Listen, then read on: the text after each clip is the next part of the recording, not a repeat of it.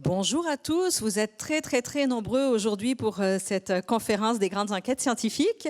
Ici dans la salle, je salue l'école Saint-François-Xavier de la Prairie. Êtes-vous là? Vous n'êtes pas plus nombreux que ça. Êtes-vous là? C'est un peu mieux. Je pense que les deux autres écoles vont être plus nombreuses. Écoutez, je salue l'école Pierre-Laporte de Montréal.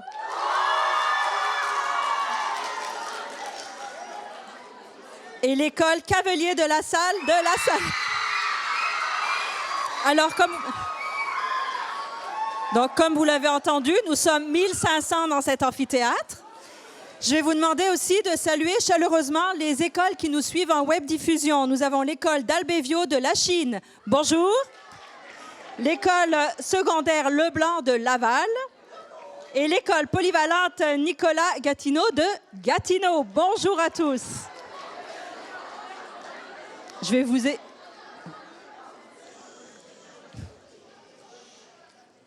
vais vous expliquer rapidement comment ça va se passer. La conférence va durer une 50aine de minutes. Et je vois qu'il y a plein de gens qui vont prendre des notes. Là, ça, c'est très bon. Vous allez être super concentrés.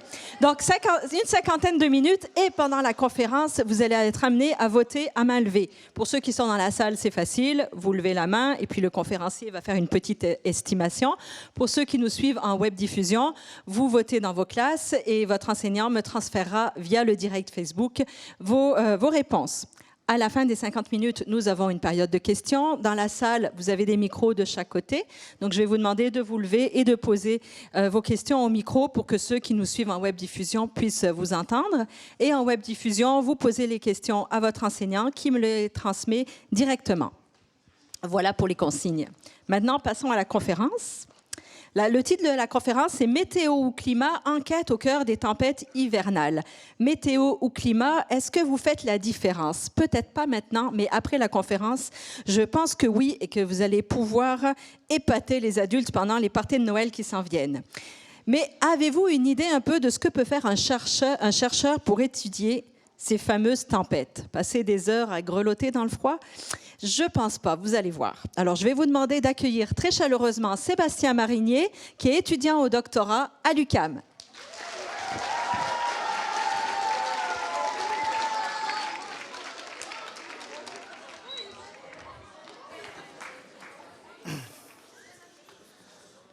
Merci de la présentation, Stéphane. Merci de l'accueil.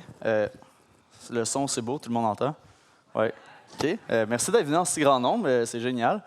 Oui, en fait, moi, je vais vous parler de mon projet de recherche au doctorat que je fais depuis quelques années. Bon, un doctorat, c'est un projet d'environ 3-4 ans, des fois plus pour certains étudiants. Donc, c'est un projet de grande envergure.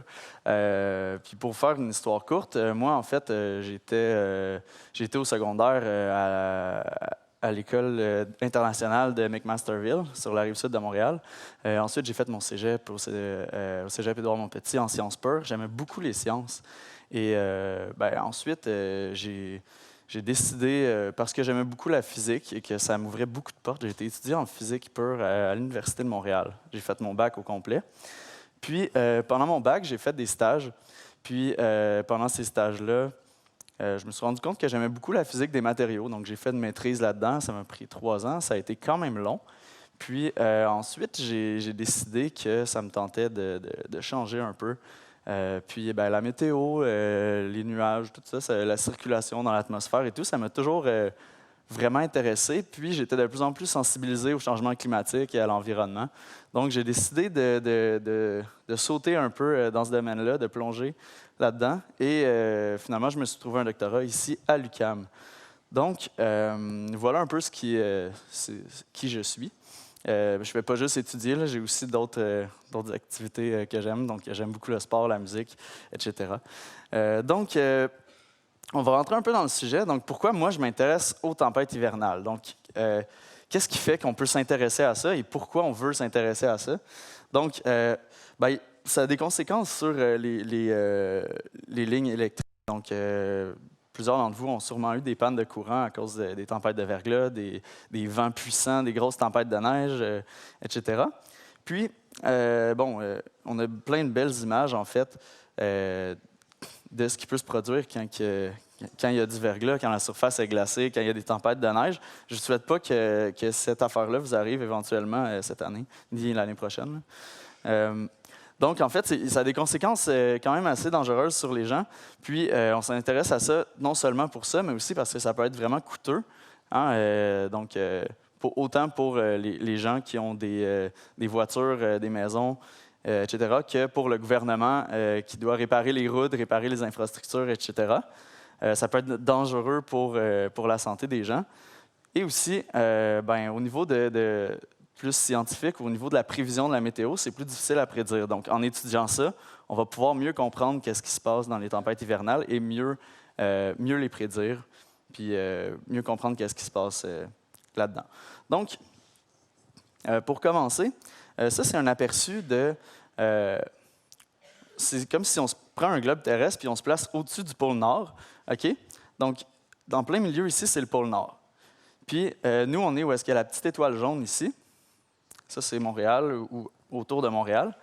Puis, ce qu'on voit, les couleurs, ce qui tire un peu sur le bleu, bleu mauve, bleu pâle, c'est la température. Donc, on voit que, dans le fond, l'animation, c'est à chaque 12 heures, ça bouge un peu. Et ça, en fait, ce que je voulais montrer avec ça, c'est que il y a des poches froides et des poches chaudes qui sont en constante circulation dans l'atmosphère, partout sur le globe. Puis parfois, on est affecté par des masses d'air chaud qui arrivent vers nous, puis des fois, c'est des masses d'air froide. Et en fait, à cause de ça, la météo va changer, donc le temps va changer. Ce qui va faire qu'on va avoir une tempête, c'est, par exemple, l'approche d'une dépression, qui est les gros L ici.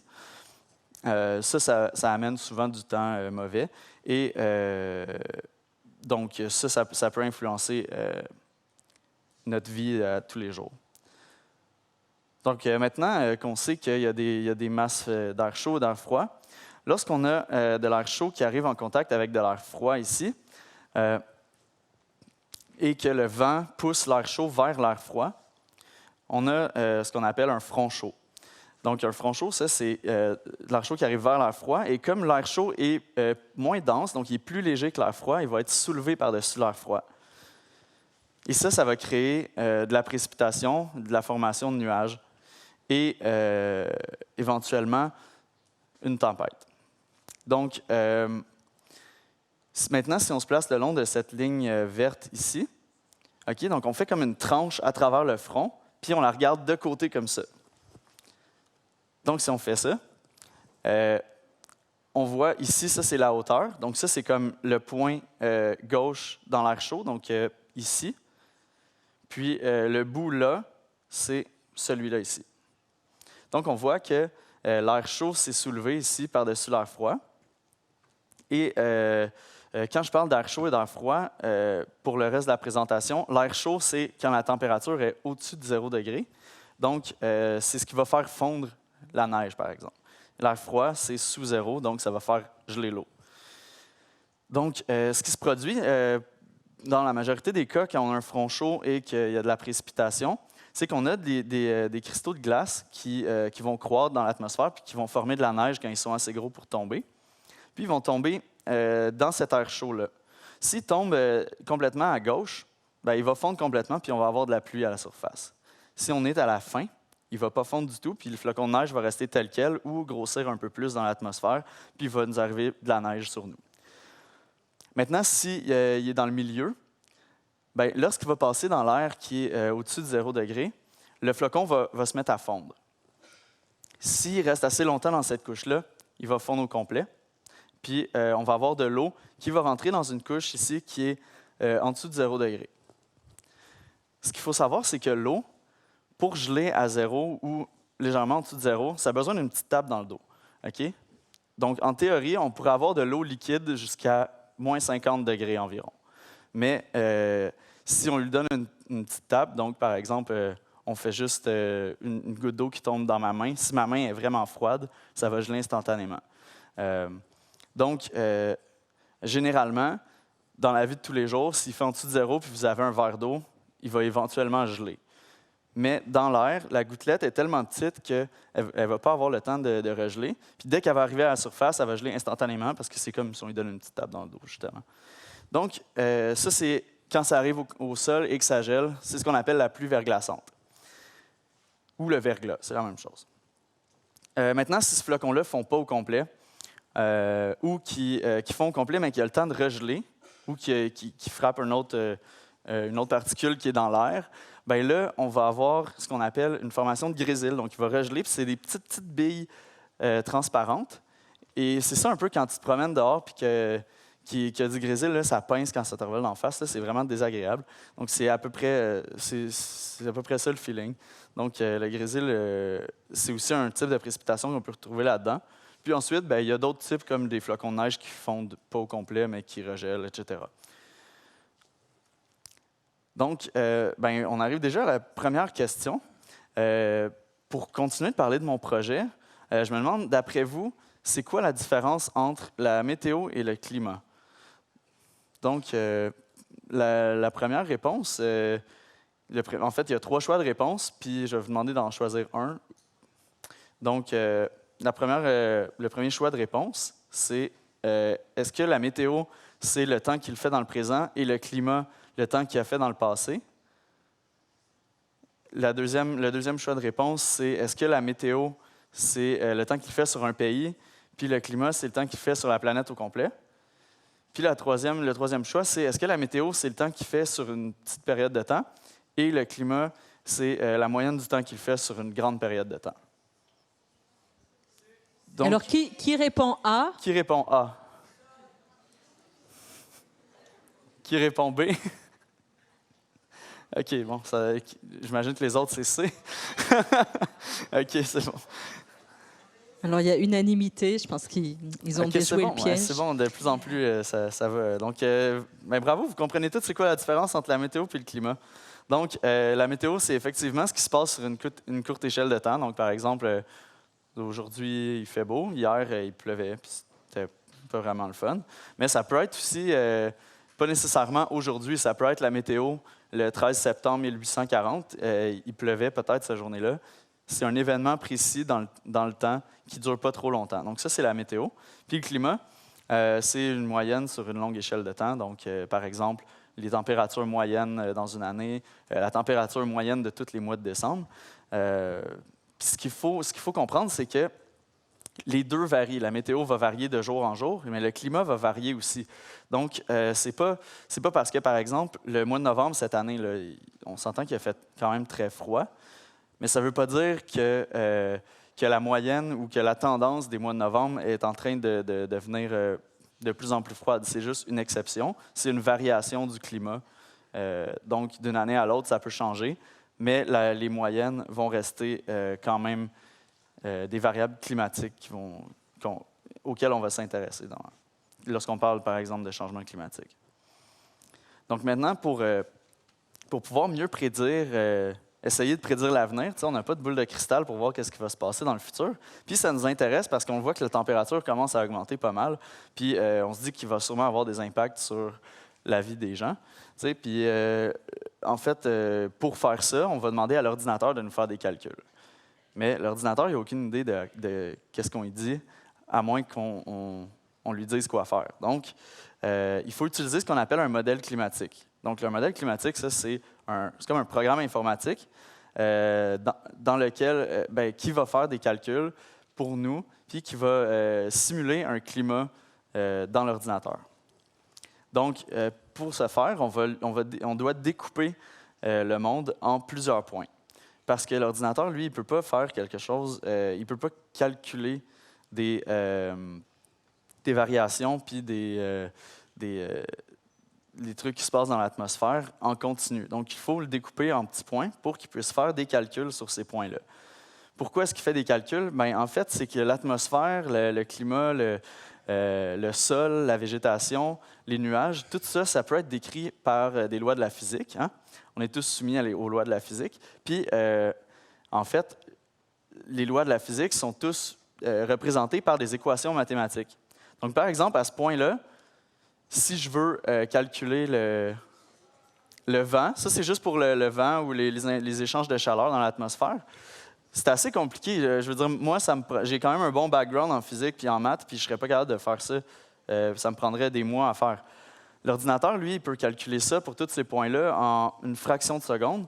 Donc, s'il fait des milliers, des millions de calculs par seconde sur tous ces points-là, c'est pour ça qu'on utilise un ordinateur et pas 1 million de personnes qui sont bons en maths. Donc, c'est un peu la raison pourquoi on a un modèle climatique, puis ça explique un peu c'est quoi. Maintenant, il y a plusieurs types de modèles climatiques. Il y a un modèle qu'on appelle global. Ça, c'est qu'on prend la Terre au complet, puis on la découpe en petits points. Puis sur chacun de ces points-là, il va y avoir des calculs. Donc, il va se créer un climat. Donc, tout ce qu'on a à faire à ce modèle-là, c'est lui dire, OK, quand je commence ma simulation, la température, c'est tant, le vent, c'est tant, la pression, On lui donne plein de conditions, puis on pèse sur play. Puis là, il se fait son propre climat. Puis on peut le faire rouler sur 100 ans, par exemple. Bon, dans la réalité, ça ne prend pas 100 ans à faire ces calculs-là. Là. Ça va y prendre peut-être 2 mois à faire. Puis après ça, on va avoir des résultats d'une simulation sur 100 ans. Donc, l'avantage de ce type de modèle-là, c'est que le point ici, par exemple, va être voisin du point qui est là. Donc, c'est un système qu'on dit fermé. Il n'y a pas besoin d'informations extérieures, il s'autosuffit. Le deuxième type de modèle qu'on a, c'est un modèle qu'on appelle régional. Puis le modèle régional, c'est que je vais prendre une région du globe. Donc, par exemple, ici, je choisis l'Amérique du Nord, par exemple. Puis, on va faire un zoom dessus. Puis, on va découper ce petit domaine-là en points. Puis, en fait, le désavantage de ça, c'est que lui, le modèle s'arrête ici. Donc, il faut lui prescrire, lui dire c'est quoi qui se passe ailleurs dans le monde, sinon il ne le sait pas. Donc, il faut, à chaque fois qu'il va faire des calculs, il faut lui dire, OK, bien, toi, là, il se passe telle affaire. Fait que là, il faut lui donner des données qui rentrent là. La même chose en haut, la même chose à droite, puis la même chose en bas. Donc, s'il faut faire ça, c'est quoi l'avantage de ça? En fait, l'avantage, c'est que si on prend le même nombre de points que pour un modèle global, mais sur une très petite surface comme ça, il va avoir vraiment beaucoup de points. Puis ça, c'est ce qu'on appelle la résolution. Okay? Puis la résolution, c'est exactement comme une image. Donc, si on prend par exemple une image avec une basse résolution, ça va nous donner à peu près ça. Donc, vous voyez que, il n'y a pas beaucoup de pixels, on peut pratiquement les compter à l'œil nu. Okay? Donc, à peu près, je ne sais pas, 40 par 30 pixels. Là. Puis, ça pourrait être un chat, ça pourrait être un oiseau, ça pourrait être une roche, on n'est pas sûr c'est quoi exactement. Puis, maintenant, si on augmente la résolution, donc on double le nombre de pixels, par exemple. Donc là, on commence à voir un peu ça ressemble à quoi. On ne sait encore pas exactement c'est quoi, si c'est une roche, si c'est un... Plus on avance, plus on voit, ça ressemble finalement à des billes. Puis là, finalement, c'est ça, c'est une bille de grésil. Hein. Donc, on voit qu'en doublant tout le temps le nombre de pixels, on a une meilleure résolution sur l'image. Donc, ensuite, pour faire le parallèle avec les modèles, pourquoi est-ce que nous, on veut une meilleure résolution? Ça, c'est un exemple que moi, j'ai tiré de mes propres simulations. Donc, ça, c'est la hauteur du terrain. Donc, ça, c'est les montagnes rocheuses, en fait. Ça, c'est avec 100 km d'espacement entre 2 points. Donc là, on voit que ça ressemble juste à une grosse tache blanche et brune. Puis plus c'est vers le blanc, en fait, plus c'est haut, plus c'est vers le bleu, plus c'est de l'eau. Donc, on voit que même la côte ici est vraiment mal représentée. Hein. Donc, si on diminue la distance entre les points à 40 km, on voit que le côté des montagnes est mieux défini un peu. Puis là, ensuite, on l'augmente à 20 km, et là, c'est très, très bien défini quand même. Puis, si on va à 4 km, qui est la résolution que moi, j'utilise dans les modèles, on voit tous les petits détails qu'il y a dans les montagnes, les petites collines qu'il peut y avoir. Donc, on voit que s'il y a quelque chose qui se produit dans une vallée ou dans une montagne où est-ce que l'échelle spatiale est vraiment petite, si on est à 100 km entre 2 points, le modèle va complètement s'en foutre. Fait que si tu habites là, peut-être que la prévision météo va être complètement dans le champ, puis c'est toi qui vas écoper par rapport à ça. Donc maintenant, c'est bien beau tout ça, mais pourquoi est-ce qu'on veut étudier la climatologie? C'est parce qu'en ce moment, bon, je pense que c'est assez unanime qu'on vit une situation de réchauffement climatique. Puis, il y a de plus en plus d'études qui sont faites là-dessus. Et pour savoir un peu c'est quoi qui cause ces changements-là, on peut faire une étude comme celle qui a été faite ici. Donc, par exemple, ça ici, c'est la température, la différence de température avec l'ère pré-industrielle. L'ère pré-industrielle, ça, c'est 1880 à peu près. Donc, dans le fond, c'est le degré de réchauffement qu'on subit depuis ce temps-là. Donc, la ligne en noir ici, là, que vous voyez, c'est la température moyenne à chaque année. Ça ici, c'est les années, qui a été enregistrée par les observations. Donc, une combinaison de satellites et de trucs de même qui mesurent la température. Puis, on calcule la température moyenne de la Terre. Puis, avec ça, on voit que depuis plusieurs années, ça commence à augmenter pas mal. Puis ça, c'est jusqu'en 2000, mais nous, si on extrapole jusqu'en 2017, ça augmente encore plus. Maintenant, si on suit la courbe rouge, on voit qu'elle suit très bien la courbe noire, elle est presque pareille. Puis ça, c'est un modèle global, ou un ensemble de plusieurs modèles globaux, qui a calculé la même chose. Puis on voit que ça suit extrêmement bien la courbe noire. Hein. Puis ça nous confirme que, en fait, le modèle qu'on utilise représente très bien notre réalité. Donc, que c'est un outil qu'on pourrait utiliser pour éventuellement essayer de prédire ce qui va se passer dans le futur, parce que ça représente bien notre climat. Maintenant, la ligne bleue ici, c'est si on enlève tout le facteur humain du modèle. Donc, toutes les émissions de gaz à effet de serre qui sont faites par les voitures, le couvert urbain, donc les villes, tous ces trucs-là, vont être enlevés du modèle. Puis on voit que si on regarde la tendance de la ligne bleue, il n'y a à peu près pas de changement. Donc la conclusion qu'il faut tirer de ça, c'est que les facteurs qu'il faut considérer pour le changement climatique, c'est principalement des facteurs humains. Donc, c'est juste en changeant notre quantité de gaz à effet de serre, de CO2 qu'on émet dans l'atmosphère, on va pouvoir prédire ça va être quoi qui va se passer dans le futur avec un modèle. Donc, ce qu'on a fait dans le domaine, c'est de dire, OK, étant donné que c'est presque juste les humains qui vont influencer le changement du climat, on va y mettre des scénarios. OK? Bon, un gaz à effet de serre, juste pour vous mettre en contexte, je ne sais pas si vous savez c'est quoi, mais c'est des gaz qui sont émis dans l'atmosphère, puis qui font que, par exemple, quand on reçoit de la lumière du soleil, la Terre va en réémettre vers l'espace, puis les gaz à effet de serre, ce qu'ils vont faire, c'est qu'ils vont emprisonner ces rayons-là. Donc, un peu ce qui se passe avec cette Terre-là qui est pognée dans une serre, puis qui sue, puis qui reçoit sa propre chaleur de plus en plus. Puis, en fait, on a plusieurs scénarios, tout dépendant si on continue d'émettre des gaz à effet de serre comme on fait en ce moment. Ça, c'est le scénario pessimiste. Donc ici, cette quantité-là, c'est juste, si on veut, l'intensité, la quantité de gaz à effet de serre qu'il y a dans l'atmosphère. Puis ça va de 2000 à 2100. Donc on dit, OK, on suppose qu'on continue d'émettre des gaz à effet de serre comme on le fait là, puis finalement, ça va donner ça. Donc ça quadruple à peu près, là. Puis si on prend un scénario plus optimiste, le plus optimiste, par exemple, qui est en vert, ça, c'est de dire, OK, on fait le maximum d'efforts qu'on peut pour tout couper les émissions de gaz à effet de serre. Puis on voit que ça a quand même un impact assez positif. Donc, il y a à peu près 4 fois moins, un impact 4 fois moindre des gaz à effet de serre dans le futur. Donc, ça, c'est un exemple du changement de température que ça pourrait donner. Donc, le scénario optimiste ici, donc, vous avez le code de couleur ici. C'est l'augmentation de température entre 2000 et 2100, par exemple. Donc, on voit que si on se place à peu près au Canada, là, on a entre 1,5 et 2 degrés de réchauffement en moyenne pour le scénario qui est plus optimiste.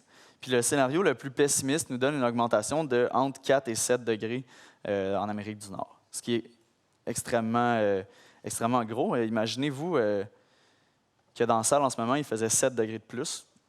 En tout cas, moi, j'aurais plus chaud. Puis, c'est un peu comparable aussi à quelqu'un qui fait de la fièvre. Tu fais 7 degrés de fièvre, tu t'en vas à l'hôpital. Donc, c'est à peu près ça. Donc, maintenant, pour en revenir à mon projet, maintenant qu'on a vu la météo, donc ce qui se passe d'une tempête, on a vu c'est quoi les changements climatiques, c'est quoi un modèle.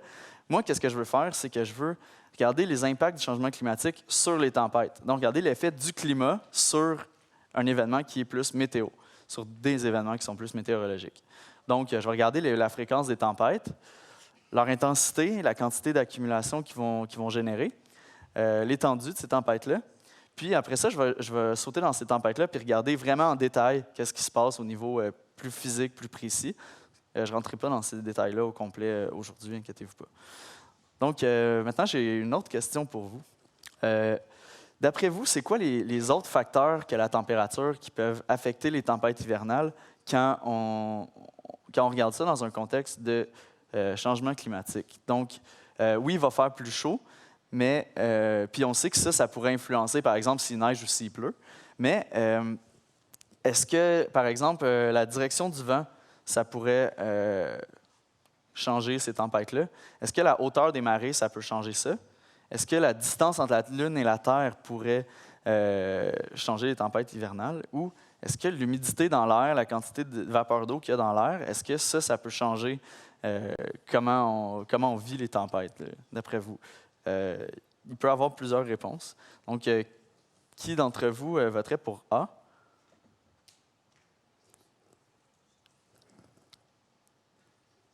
OK. Qui voterait pour B? OK. Qui voterait pour C? Soit ils sont unanimes, soit ils sont timides. D? Ils sont unanimes. OK, c'est unanime. OK, c'est bon. Bien, il y a 2 réponses qui étaient bonnes. C'est A et D. Donc, en effet, la direction du vent peut changer. Si on se rappelle, au début, quand on avait vu l'image, là, il y avait le vent qui poussait l'air chaud vers l'air froid. Mais si le vent il change de bord, là, il ne pousse plus nécessairement l'air chaud vers l'air froid. Il peut y avoir des vents qui descendent les montagnes et qui vont changer toute la dynamique d'une tempête. Donc, la direction du vent, c'est vraiment important. Mais évidemment, l'humidité aussi. S'il n'y a plus d'humidité, il n'y a plus de précipitation, puis la tempête est rendue plate. Ça dépend pour qui. Donc, maintenant, je vais vous expliquer un peu la méthode dans mon projet. Donc, comme on a vu précédemment les modèles globaux et les modèles régionaux, moi, j'utilise des simulations qui ont été faites avec un modèle régional.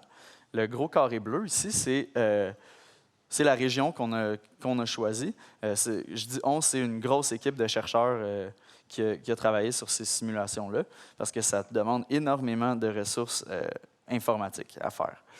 Donc, on va lui fournir un produit d'observation à ses frontières pour lui dire qu'est-ce qui se passe ailleurs dans le monde. Puis, ce qu'on fait ensuite, c'est qu'en fait, la période de simulation, c'est 2000 à 2013. Puis, ce qu'on fait ensuite, c'est qu'on refait cette même simulation-là, mais on suppose qu'on va être dans un climat où on a un scénario de réchauffement climatique qui est le scénario pessimiste ici. Donc, on veut évaluer c'est quoi le pire scénario possible. Donc, on va avoir un peu la même météo, donc les mêmes tempêtes qui vont arriver, mais tout le climat va être changé, va être plus chaud, va être plus humide en général. Donc, on va avoir comme une simulation de 2000 à 2013, puis une autre simulation qui va être réchauffée, donc un indicateur du possible climat futur. Donc maintenant, la raison pourquoi on fait une simulation dans le passé, c'est pour pouvoir comparer le futur avec, puis pour savoir si le modèle qu'on utilise a des bons résultats. Donc ça ici, ce que j'ai fait, c'est la climatologie du verglas. Donc ça, c'est le nombre d'heures par année de verglas qu'il y a sur l'est du Canada, si on veut. Okay? Donc quand c'est en bleu, c'est près de 5 à 20 heures de pluie verglaçante qu'on reçoit. Quand ça va dans le rouge, c'est presque 100 heures de pluie verglaçante par année, ce qui est quand même beaucoup. Puis les petits points que vous voyez, ça, c'est des stations d'observation qu'on a. Comme vous voyez, on n'a pas beaucoup d'observations, donc c'est un peu dommage. On ne peut pas comparer beaucoup le verglas avec les observations. Donc ça nous satisfaisait, en fait. On trouvait que ça représentait relativement bien les observations. Fait qu'on peut comparer maintenant avec ce qui pourrait se produire dans le futur, éventuellement. Donc ici, j'ai fait la différence entre les deux simulations. Donc, c'est quand ça tire vers le rouge, c'est le nombre d'heures de plus qu'on aurait de pluie verglaçante par année dans le futur. Puis en bleu, c'est qu'on en aurait moins. Donc, les 3 points ici, c'est 3 points d'intérêt que je vais décrire plus tard. Mais en fait, ça ici, c'est Montréal. Ici, on a Québec. Puis là, c'est un point que j'ai... en fait, il n'y a pas vraiment de ville dans ce coin-là. C'est la réserve faunique des Laurentides. Mais j'ai trouvé que c'était intéressant parce qu'il y avait vraiment une grosse augmentation dans le futur. Donc, j'ai décidé d'étudier ce point-là pour les fins de cette présentation. Donc, si on regarde ça ici, on voit qu'il y a une augmentation près du fleuve Saint-Laurent ici, puis un peu au nord, là. Puis que partout ailleurs, il y a une diminution du nombre d'heures. Maintenant, moi, je voulais savoir, est-ce que c'est plus en hiver ou en été qu'il y a des changements?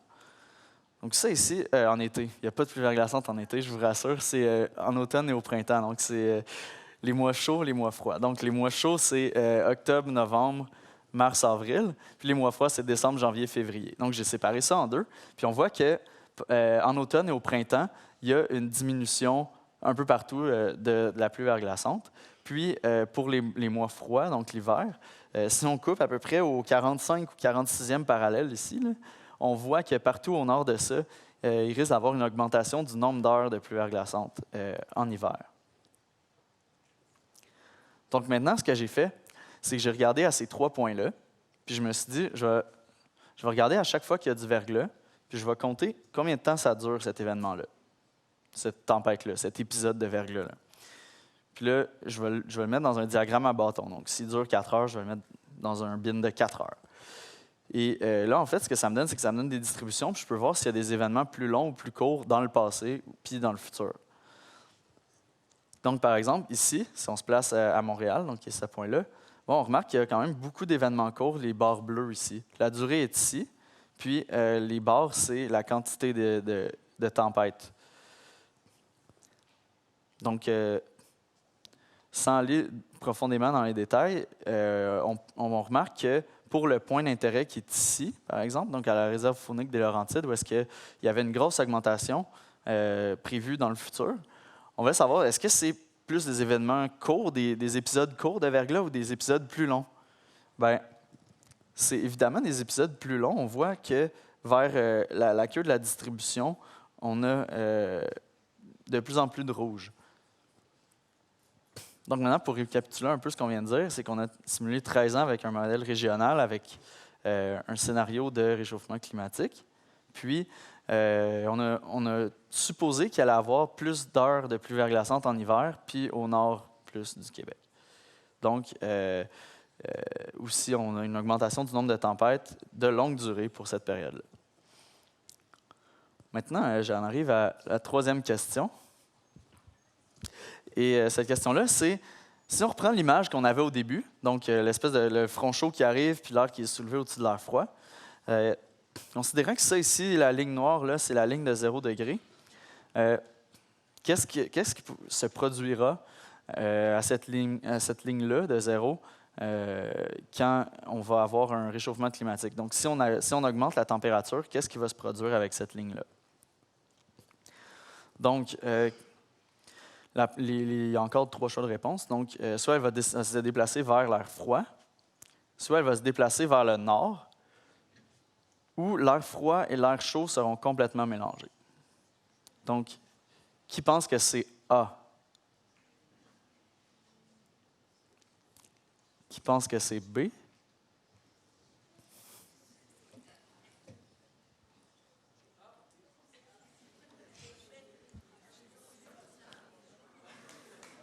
Y a-t-il un effet de masse? Non. Okay. L'air froid et l'air chaud seront complètement mélangés? C'est plus partagé cette fois, hein? Oui. Qu'est-ce que ça dit sur Internet? Je pense qu'on a un gros délai de réponse, donc continue, puis je vais communiquer avec eux après. C'est bon, donc la réponse, c'est... Elle va être déplacée par là. Donc, c'est A et B.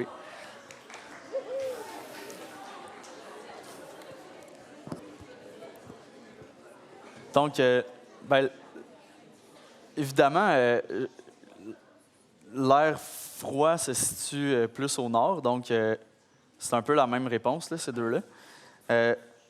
Donc, ce qui va se produire, c'est que, par exemple, si on se place à ce point-là, qui est en ce moment à 0 degré, puis qu'on augmente la température d'environ 5 degrés, bien là, il va être rendu complètement dans la zone rouge. Puis si on prend ce point-là, qui est à, mettons, moins 5, puis qu'on l'augmente de 5 degrés, il va être rendu à 0, donc ça va se déplacer.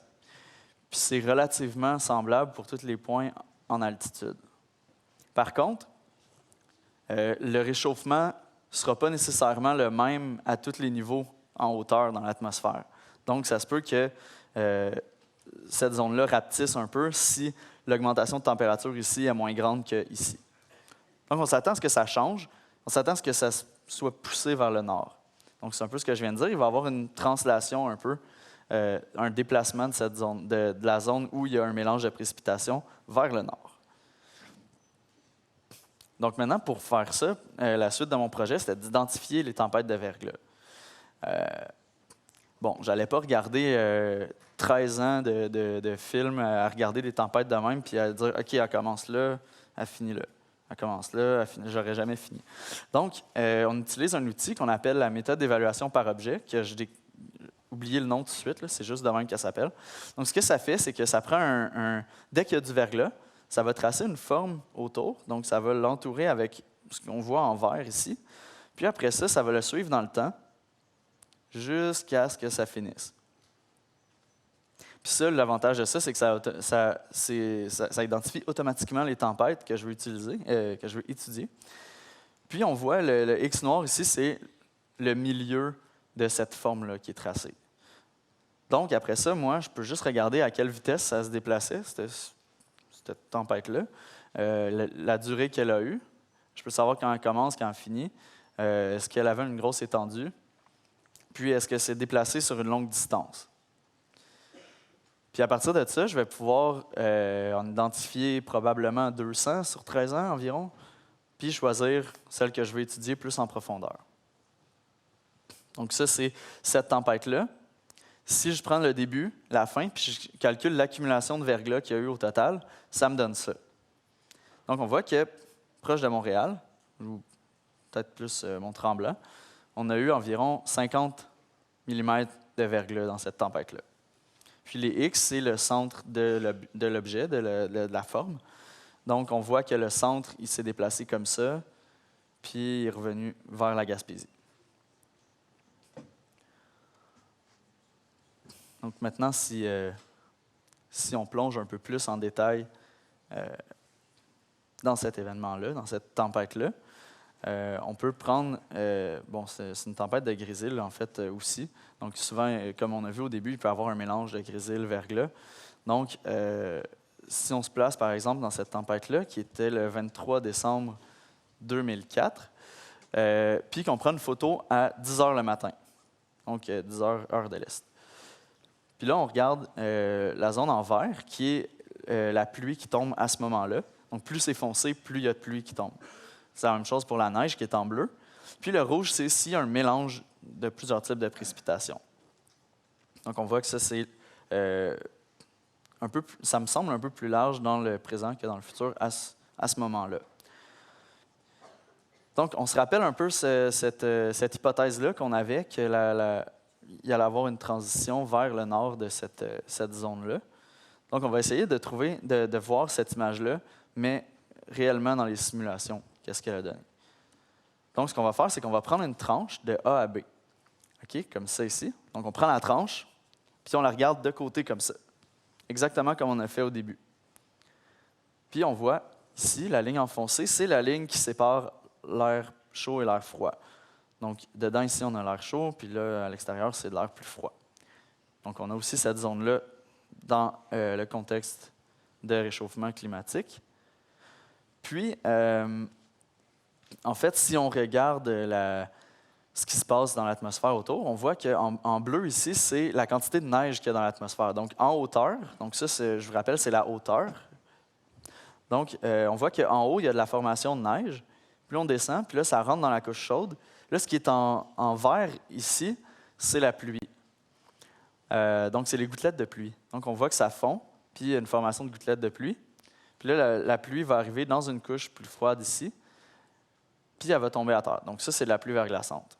Le rouge ici, ça, c'est des trucs qui regèlent, donc, ou du givrage. Donc, quelque chose qui va devenir solide, qui va devenir comme du grésil. Donc, on voit qu'il y a du verglas ici, puis du grésil là, puis que partout ailleurs, c'est juste de la neige qui tombe. Donc maintenant, si on prend la zone où il y a le mélange de précipitations, qui est là, puis on la regarde maintenant dans cette même tempête-là, mais avec un scénario plus chaud. Ce qui va se passer, c'est que ça, c'était l'ancienne zone de mélange de précipitations, donc qui est rendue pas mal juste de la pluie. Puis, on remarque qu'il y a une nouvelle zone de précipitation qui est déplacée vers le nord, donc vers le pôle, là, ici. Donc, puis on voit aussi qu'en taille, elle va diminuer. Donc, on remarque que la neige ici fond, la zone de pluie verglaçante va avoir diminué, puis la zone de grésil va avoir élargi un peu par rapport à celle qu'il y avait ici. Donc, on voit un peu le changement qu'il y a eu et le déplacement. J'ai calculé, c'est à peu près 100 km plus loin au nord que cette région de transition-là va avoir, cette région de précipitation-là va exister. Donc, un déplacement de 100 km, c'est à peu près à mi-chemin entre Montréal et Québec. Donc, c'est c'est une bonne différence qui peut avoir quand même des impacts assez majeurs. Donc, ça vaut la peine d'étudier ça plus en profondeur. Donc, enfin, j'ai déjà terminé. Donc, la conclusion, c'est que au début, on a parlé de météo versus climat. Puis, j'ai deux résultats, mettons, préliminaires, si on veut, là, de mon projet. Un qui est plus au niveau du climat, puis un qui est plus au niveau de la météo. Donc, au niveau du climat, on peut dire que, selon mes résultats, il pourrait y avoir une augmentation du nombre d'heures de verglas en hiver pour le nord du Québec, dans le futur. Il pourrait, là. Évidemment, il y a beaucoup de scénarios possibles. Les modèles ne sont pas parfaits, donc il y a quand même un petit attention, là, ce n'est pas la réalité, ce n'est pas une boule de cristal, ça reste des calculs mathématiques, ça reste un ordinateur. Au niveau de la météo, on a vu qu'il allait y avoir un déplacement de la zone de précipitation mixte vers le nord dans un événement en particulier. Maintenant, ce que j'ai montré avec un événement, moi, je vais faire ça pendant la prochaine année, de regarder plusieurs événements comme ça, puis de synthétiser tout ça. Donc, je vais passer beaucoup de temps à faire ça. Et c'est quand même un gros travail. Puis, mais je suis vraiment content de faire ça. J'apprends beaucoup de choses. Puis j'espère que je vous ai aussi appris des choses par rapport au climat et à la météo. Puis je vous remercie d'avoir été là. Puis n'hésitez pas, si vous avez des questions, ça va me faire plaisir de répondre. Merci beaucoup, Sébastien. Alors, si vous avez des questions, si vous voulez que Sébastien vous réexplique des points que vous pensez avoir pas trop bien compris, si vous avez des questions aussi sur son travail, sur qu'est-ce qu'on peut faire en météo, n'hésitez pas, vous levez au micro, puis je vous distribuerai la parole. Peut-être pour casser la glace, j'aimerais bien que tu nous expliques un peu. On va attendre un peu.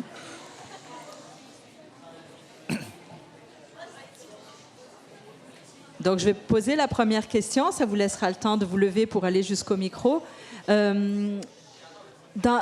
Avec tes collègues avec qui tu travailles, est-ce que tout le monde, c'est quoi les différents types de projets qu'on peut avoir? Est-ce que si moi je préfère travailler plus dehors, est-ce que je pourrais quand même travailler en météo?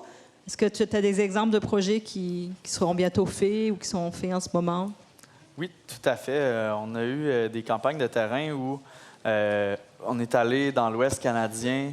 Je dis on, mais c'est pas moi qui est allé, là, c'est notre groupe de recherche. Donc, il y a des étudiants qui sont allés dans l'Ouest canadien pendant l'hiver pour prendre des mesures quand il y avait des tempêtes de neige, quand il y avait du grésil, etc.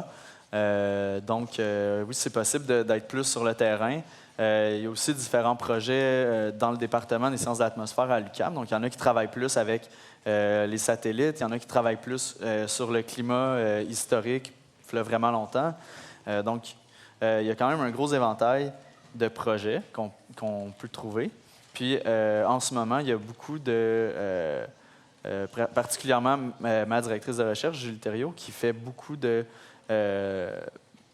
qui prend beaucoup de mesures pour aller prendre des mesures, justement, sur le terrain. Donc, quand il y a une tempête de verglas, on a une station mobile, éventuellement, qu'on va pouvoir aller mesurer qu'est-ce qui se passe avec des radars, des trucs, puis des pluviomètres pour mesurer la quantité de pluie, ce genre de trucs-là. Pour avoir plus de précision. Oui, exactement. Donc, ça va aider pour la science, là. Donc, si tu veux, vas-y, tu peux poser ta question au micro. Vas-y. Eh bien, vous voyez, genre le réchauffement climatique, mais comment se fait que comme l'hiver devient de plus en plus froid s'il y a un réchauffement climatique? C'est une bonne question. Faut pas regarder... quand on regarde le réchauffement climatique, on regarde souvent uniquement la température là, en premier. Donc, oui, il y a des changements pour la température. Ce qui se produit, c'est que, comme je l'ai montré avec quand j'ai comparé la Terre là, avec elle était beaucoup rouge, là, on voyait que c'était plus foncé au pôle qu'au milieu. Donc, le réchauffement est plus intense vers le pôle Nord que vers l'équateur. Puis, la différence de température entre le pôle Nord et l'équateur, c'est ça qui dicte un peu comment l'air va circuler dans l'atmosphère sur toute la Terre. Puis, si on réchauffe plus le froid que le chaud, bien, l'écart de température entre le pôle Nord et l'équateur va diminuer. Puis ça va réduire la circulation dans l'atmosphère. Puis, ça va avoir des impacts non seulement sur la température, mais sur plein d'autres choses. Donc, le réchauffement climatique, c'est pas seulement à cause de la température. L'hiver plus froid, c'est vrai que l'hiver dernier, c'était relativement très, très froid. Bien, cet hiver, on ne le sait pas, mais ça risque d'être froid. Puis, il n'y a pas de réponse parfaite. Comme je l'ai expliqué, le climat, c'est quelque chose qui varie beaucoup aussi. Donc, ça peut être 2 hivers froids de suite, mais qui vont ensuite... l'hiver après, ça va peut-être être très chaud. Puis aussi, ce qu'on va voir de plus en plus, c'est la fonte des glaces se fait de plus en plus tôt à la fin de l'hiver. Puis, on a de plus en plus de températures ultra chaudes au mois d'octobre, ce genre de trucs-là. Donc, je dirais qu'il n'y a pas d'explication autre que c'est juste une variation du climat. C'est une réponse simple. Puis on ne se base pas toujours sur des données à long terme. Là, au jour le jour, on a l'impression que c'est de plus en plus froid parce qu'on se souvient juste de la veille où il faisait froid, mais si on regarde les chiffres, c'est pas tout à fait ça. Exactement. Est-ce qu'il y aurait une autre question? Bon, je vais en poser une autre. Peux-tu nous expliquer des fois, quand on regarde les nouvelles, ils nous disent des prévisions, ils nous disent au mois de septembre que l'hiver va être froid. Est-ce qu'on peut prévoir vraiment la météo sur plusieurs mois? On peut pas vraiment. Ben, ça, en fait, c'est comme c'est un peu à cheval entre le climat et la météo, justement. Là. C'est comme de dire, OK, ben, pendant un mois, ça va être vraiment froid. Donc, on dit pas on dit pas vraiment ce qui va se passer de jour en jour, mais on dit ce mois-là va être plus froid ou cette saison-là va être plus froide que la moyenne. Ben, en fait, quand on dit ça, c'est qu'on regarde un peu les indicateurs. Bon, j'essaie de ne pas trop rentrer dans les détails compliqués, mais sur la Terre, il y a beaucoup de phénomènes naturels à super grande échelle entre les continents qui oscillent. Donc, par exemple, El Niño, c'en est un. Donc, des fois, il y a de l'eau chaude à l'ouest entre l'Amérique du Sud puis l'Australie. Donc, si on regarde entre les deux continents, il y a une place que l'eau va être plus chaude que l'autre, donc ça fait une circulation. Puis quand ça, c'est amplifié, c'est El Niño. Puis quand c'est diminué, c'est La Niña. Donc, c'est l'inverse. Puis ça va avoir de l'impact sur le reste du climat. Mais il y a d'autres oscillations comme ça aussi partout sur la Terre. Puis on peut utiliser ça comme indicateur que d'habitude, il fait plus chaud ou plus froid quand ça se passe. Vas-y, pose ta question. OK.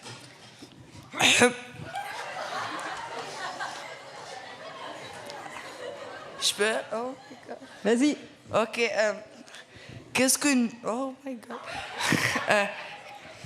OK. Qu'est-ce qu'on peut faire pour améliorer la situation du réchauffement climatique? Pour guérir? Puis combien d'années ça va nous prendre? C'est une très bonne question. Puis c'est Merci. des questions que... c'est le genre de questions que qu'à peu près tout le monde se pose, puis que les gouvernements se posent beaucoup, puis qu'ils ont de la misère à s'entendre sur une bonne réponse. Puis je pense que bon, on peut tous évidemment faire chacun notre part, mais ça va prendre plus que ça pour réussir à changer tout ça. Puis moi, je pense que ça va passer par, bon, premièrement, le plus possible, passer à l'énergie verte. Donc, arrêter les centrales au charbon, ce genre de trucs-là qui envoient énormément de gaz à effet de serre dans l'atmosphère. Puis, aussi, bon, c'est toute une question de volonté. Hein. En théorie, on pourrait le faire. C'est juste que, est-ce que partout sur Terre, les gouvernements vont avoir la volonté de le faire? Est-ce que c'est dans l'intérêt de tous ces gens-là de le faire? Moi, je pense que oui, mais qu'ils ne le savent pas encore. Mais je pense que c'est juste une question de volonté. Mais ce qu'il faudrait faire, c'est vraiment couper les émissions de CO2. Il n'y a pas vraiment d'autres solutions que simplement essayer de diminuer le plus possible les émissions de gaz à effet de serre. Oui, puis environ combien d'années ça va nous prendre pour guérir là? Quand j'ai montré les scénarios au début, avec les différentes courbes ici, tu vois que, par exemple, dans un scénario optimiste où on arrête pratiquement tout de suite d'émettre du CO2, il y a quand même une augmentation qui se fait sur 25 ans. Donc, il y a une espèce de... C'est comme si une voiture qui roule puis qui arrête de peser sur l'accélérateur, là, mais elle va continuer de rouler. Hein. Donc, c'est un peu l'équivalent. Donc, c'est une inertie, c'est un peu ça, le CO2. Donc là, il est déjà dans l'atmosphère, donc on sent déjà l'impact. Puis, on sent même pas encore l'impact de tout le CO2 qu'on est en train d'émettre en ce moment. Donc, il y a à peu près une vingtaine d'années d'écart qu'on va sentir. Fait que si on arrête là, peut-être même dans 100 ans, on va commencer à mieux se sentir, peut-être. Merci. Merci.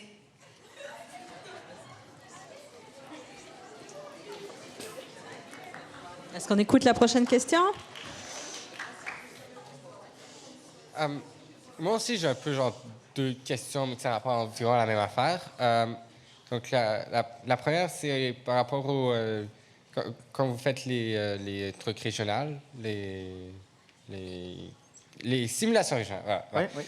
Vous avez dit qu'il faut que vous mettiez des données supplémentaires. Est-ce que vous pouvez dire genre environ c'est quoi? Puis la deuxième question, c'est est-ce que ce serait possible d'avoir ces données supplémentaires-là en faisant genre en faisant une simulation globale, puis après prendre ces données-là pour avoir une simulation régionale plus précise?